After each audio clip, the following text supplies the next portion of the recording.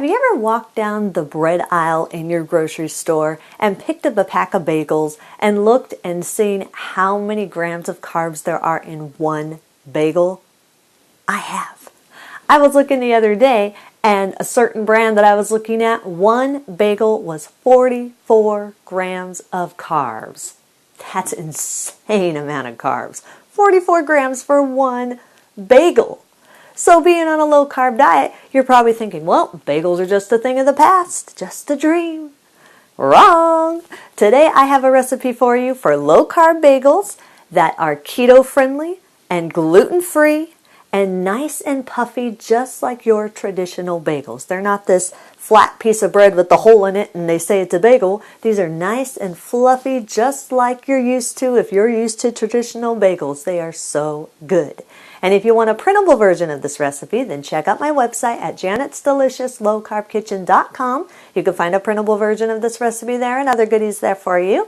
And if you're new to the channel, make sure you hit the subscribe button. Also, don't forget to hit the little notification bell. That way you can be notified every time I put out a new video. And while you do that, let's get cooking.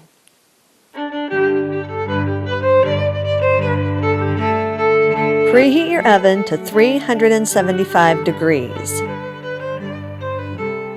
Lightly spray the cavities of a 6-cup donut pan. If you don't have a donut pan, then you'll need to make foil holders so that your batter can keep the shape of a bagel. If you don't have holders, all your batter is going to do is just spread all over your baking sheet. So if you don't have the donut pan, to make the foil holders, you need to cut strips of foil into 8 by 16 strips. You'll need probably about 8 of them, each one 8 by 16 inches. Then fold the strips in half long ways to make them an 8 by 8 square, or fairly close to the size. They don't have to be perfect. Take the 8 by 8 squares and mold them around the bottom of a mug or a bowl that's about 4 inches in diameter, give or take. Again, it doesn't have to be precise. You just want it to be the size of a bagel. Whatever size diameter that you're molding it to, that's the size that your bagel's going to be in width. So once you've shaped the foil holders around the bowl or mug, lightly spray them with some cooking spray, that way your batter doesn't stick to it, and then set them off to the side. Then to make the bagels, in a large mixing bowl, combine 1½ cups almond flour or seed flour of your choice, 1/4 cup psyllium husk powder, make sure it is the powder and not the whole husk, 1/4 cup ground flax seeds or flaxseed meal, 1 tablespoon of baking powder, and 3/4 teaspoon of salt. Whisk these together until they're fully combined and there's no lumps in the almond flour. Almond flour likes to get clumpy, especially if you make your own like I do. So make sure you really get in there and whisk and make sure there are no lumps in the flour.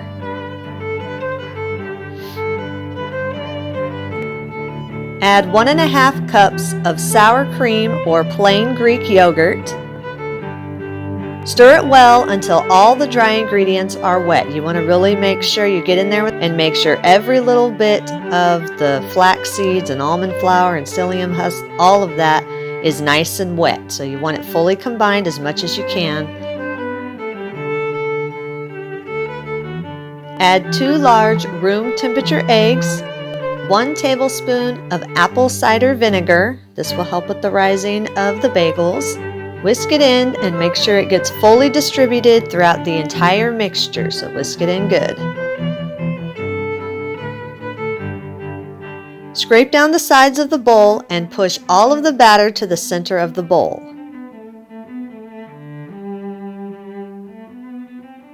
Let the batter sit for about 10 minutes, and this is just so the psyllium husk powder and the flax seeds can absorb the moisture, and it'll help thicken the batter just a little bit. It's not going to be a super thick batter.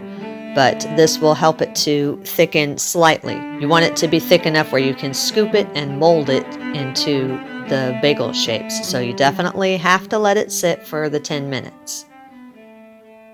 After the batter has set for 10 minutes, then use a spatula and give a gentle stir just to make sure that the moisture has been absorbed and that everything is fully combined and that the batter has thickened a little bit. Then push the batter all together into the center of the bowl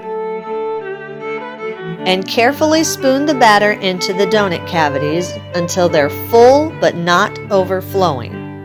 If you're using the foil holders, then scoop around 5 to 6 generous spoonfuls of the batter into each holder.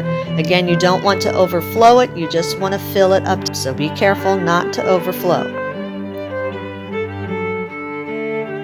Use a small spatula or butter knife and smooth the tops of the bagel batter to evenly distribute the batter. You want to make sure it's nice and even in the donut cavity. You don't want one side to have more batter than the other side because you'll have a lopsided bagel if you do that.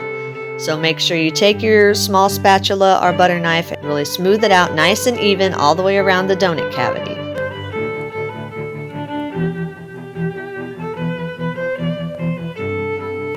If you're using the foil holders, use a spoon or a spatula and push the batter into a ball in the middle of the holder. Then use a small spatula or a butter knife and gently smooth the top of the batter ball. You want a nice even ball. You don't want one side bigger than the other because, again, it will be a lopsided bagel. So make sure it's a nice smooth ball. And then, as we know, bagels always have that nice hole in the middle. So if you're using the foil holders, to be able to get the hole in the middle, then you need to use your index finger or your thumb and press it gently into the middle of the batter ball. Make sure you push your finger down all the way through and then scoot your finger around just a bit to stretch a small hole in the middle of the batter. It doesn't have to be a huge hole, but you want a decent sized hole there in the middle. So scoot your finger around a little bit and stretch the hole out. You should be able to see the bottom of the foil through the center of the dough ball. So once you've evenly filled your donut cavities or your foil holders, whichever one you're using, if you're using the foil holders, then cradle the foil around the dough ball just to make sure it keeps its circular shape. Whatever shape your foil is in, that's the shape that your bagel is going to come out. If it's not in a circle, it's not going to come out as a circle. Whatever shape your holder is in. So you want to make sure you keep it as circular as possible. It's not going to be perfect. It's just, unless you're a really good foil shaper, it's not going to be perfect. But you want to get it as close as you can to a circle. Then place them on a baking sheet and pop them in the oven. If you're not using the foil holders, then take the donut pan and pop it in the oven. Bake them for 15 to 20 minutes or until they're getting a little golden around the edges and a tester comes out clean. Before you bake them, make sure you clean off any overflow that you might have on the pan.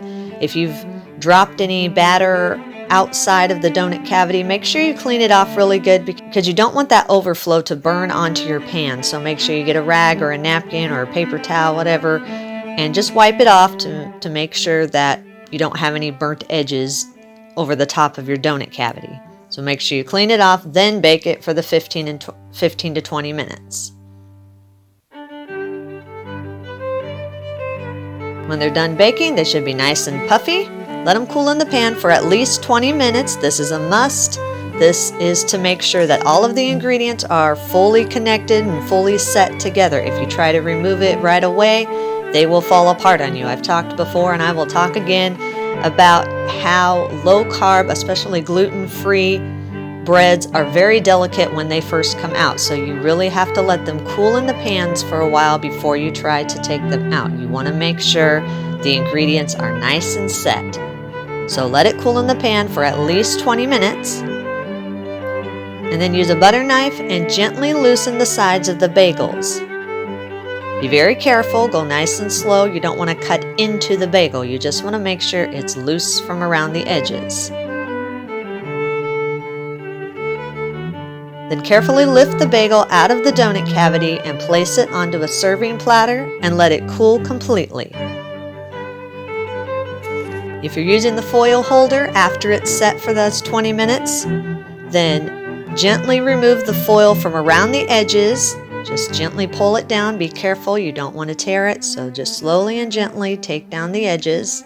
Then pull up very gently on the bagel to release it from the bottom part of the foil. Make sure you're gentle. Like I said, gluten-free breads are very delicate when they're hot, so just be very careful. You don't want to tear it, you don't want it to fall apart. So gently remove it and then set it on the serving platter for it to cool completely.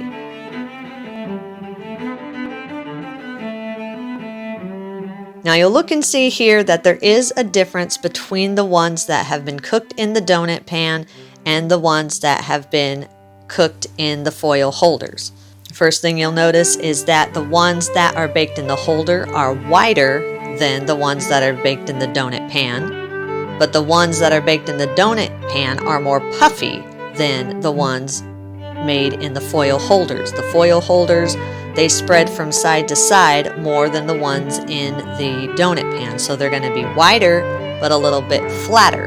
Whereas the ones in the donut pan are going to be more narrow, but they're going to be puffier. So they're going to have that puffy, light, airy texture that you're used to with traditional bagels. So the ones made in the donut pans are going to be fluffier because the dough is compacted together tighter than they are in the foil holders. The foil holders are more loose. So they're both going to be good, but you will notice a slight difference in them. So after they've cooled completely, you can use them however you want. If you are wanting them warm, if you're wanting to eat it whole without slicing it in half or anything, then just pop it in the microwave for about 10 to 15 seconds and then put whatever topping you want on it. Or if you're wanting to cut it in half, then gently put it on its side. Use a nice sharp bread knife. It's very important that you do use a nice sharp knife. You don't want to tear up your bagel. So a nice sharp bread knife. Slice it down the side of the bagel so it's in half. And then if you want it warmed, you can either put it in the microwave for 10 to 15 seconds, or you can put it in the toaster, which is the way I like to do it most of the time. And there you go. Good, hearty, gluten-free keto bagels. Eat and enjoy. And that's our recipe of the day. I hope you enjoyed it. If you did, hit the like and the subscribe button. Leave me a comment if you want to. Let me know if there's any recipes that you'd like to learn how to make, and I'll do what I can to get those out there for you. And as always, keep cooking.